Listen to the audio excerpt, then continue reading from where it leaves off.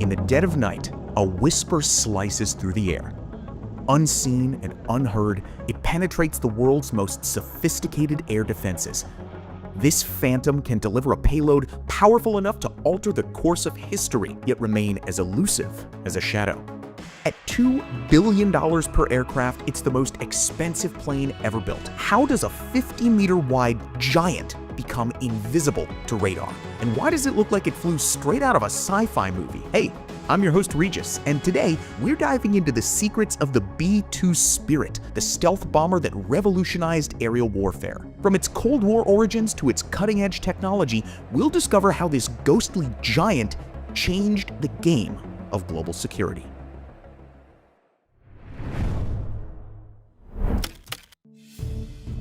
The year is 1975, the Cold War is at its frostiest, and the game of nuclear chess between the United States and the Soviet Union is reaching a critical point. Picture this: squadrons of massive B-52 bombers poised on alert at strategic air bases, each loaded with enough firepower to level entire cities. These massive aircraft were constantly kept flying or on high alert, ready to get airborne at a moment's notice, forming a critical part of America's nuclear deterrent. Flying out of Shepherd Air Force Base in Texas, the routes varied by year, but in general, there were routes that went to positions over the Canadian Arctic, Alaska, Greenland, and the Mediterranean Sea. But there's a problem. The Soviets have been busy. They've developed air defense systems so advanced that they could swat these flying fortresses out of the sky like flies. As one Air Force general put it, sending B-52s into Soviet airspace would be like throwing a rock at a hornet's nest while wearing a bright red target on your chest.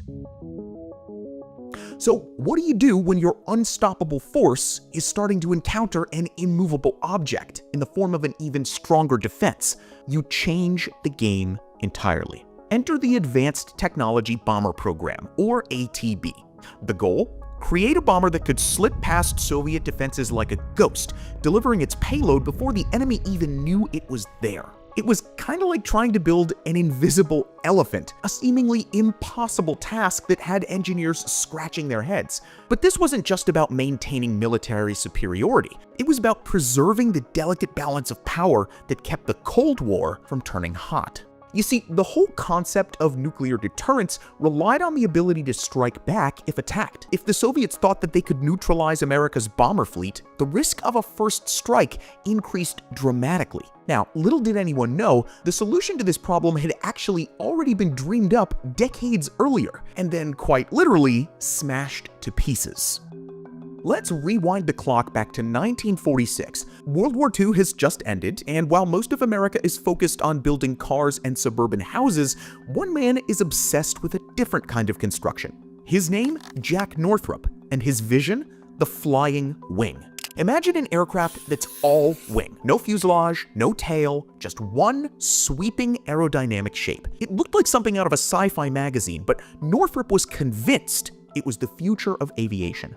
In 1947, Northrop's dream actually took flight in the form of the YB-49, a massive jet-powered flying wing with a 50-meter wingspan. It was very ahead of its time, but there was a problem. Without modern computers to help control it, the YB-49 was about as stable as a unicycle on a tightrope.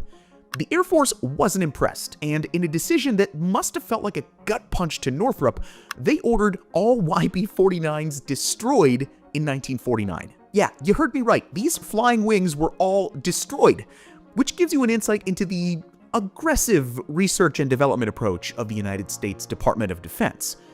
But here's where things get interesting. Let's fast forward again back to 1978. The Air Force initiates the ATB program, looking for a bomber that can penetrate the most heavily defended airspace undetected. And who wins the contract? Well, none other than Northrop Corporation. It's like the flying wing rose from the ashes, ready for its second act. This time armed with decades of technological advancement and a blank check from the US government, Northrop was poised to turn the impossible into reality. But how exactly do you make a 100-ton aircraft with a wingspan that's as wide as a football field invisible to radar? Well, that's where things get really interesting.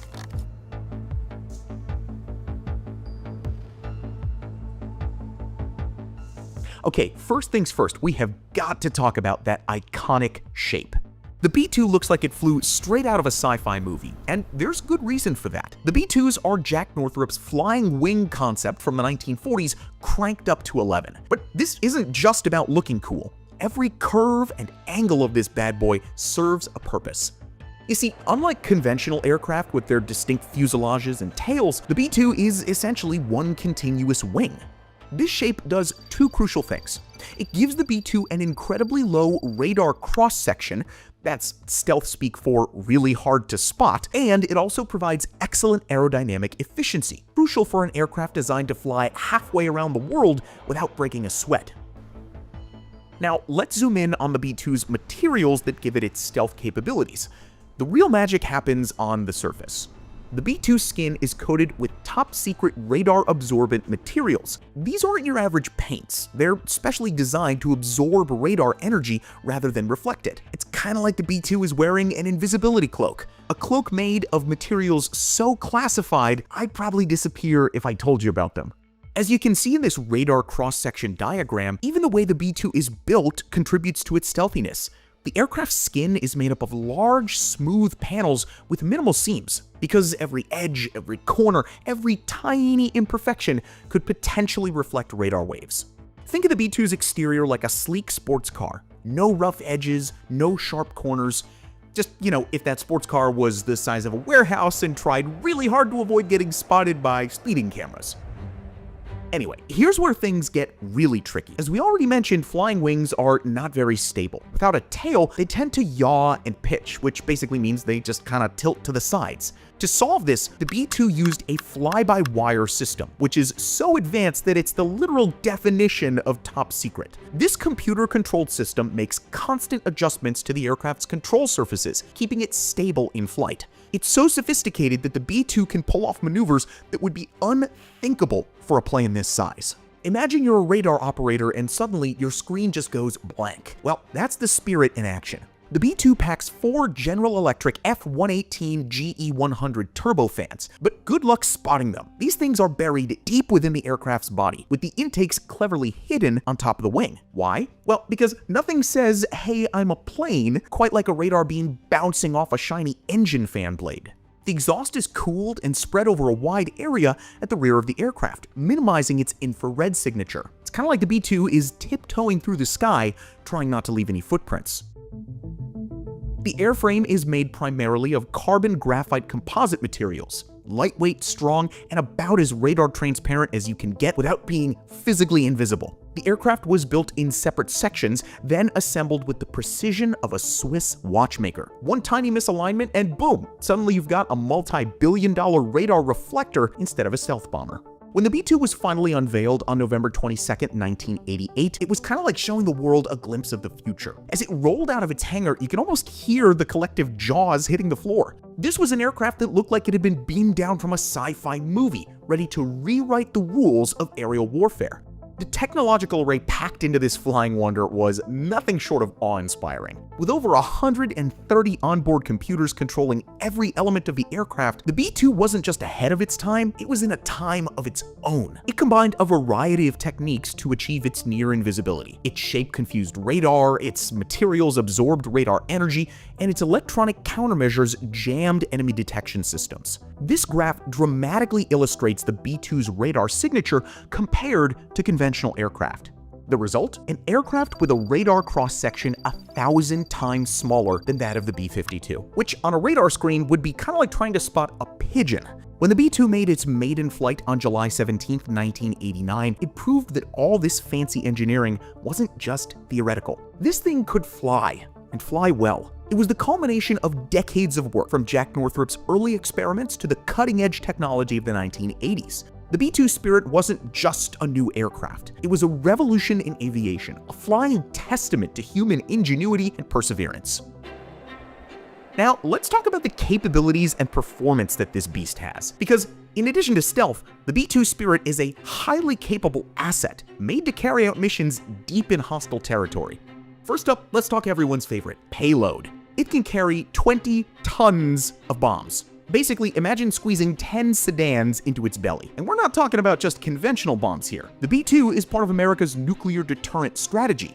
For your everyday, non-apocalyptic missions, the B-2 can carry up to 80 500-pound GPS-guided bombs. That's precision strikes on 80 different targets in one single sortie. Or if you're feeling a little bit more ambitious, let's say, it can deploy specialized weapons, like the GBU-57 Massive Ordnance Penetrator. At 15 tons, this bunker buster is basically a small building that you can drop on other buildings.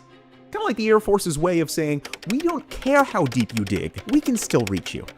But here's where things get really impressive. The B-2's range. On a single tank of gas, this thing can fly over 11,000 kilometers. That's like flying from New York to Moscow and still having enough fuel left to circle the Red Square a few times. And with aerial refueling, its range is basically anywhere on Earth. It's the kind of plane that can show up uninvited to a party halfway around the world and still leave before anyone notices. Now, you might be thinking, sure, it can go far, but is it fast? Well, at high altitudes, the B-2 cruises at about 901 kilometers per hour. That's not breaking any speed records, but remember, this is a bomber, not a fighter jet. It's more about the slow, silent approach than the flashy flyby. Plus, it can reach altitudes of 50,000 feet. That's almost higher than Mount Everest times 2. It's operated by a crew of 2. A pilot and a mission commander. And these folks aren't just flying. They're managing a suite of state-of-the-art avionics and mission planning systems that are so advanced they're in a league of their own. And get this, if GPS goes down, the B-2 can navigate using the stars. The B-2 can operate in all weather conditions, day or night.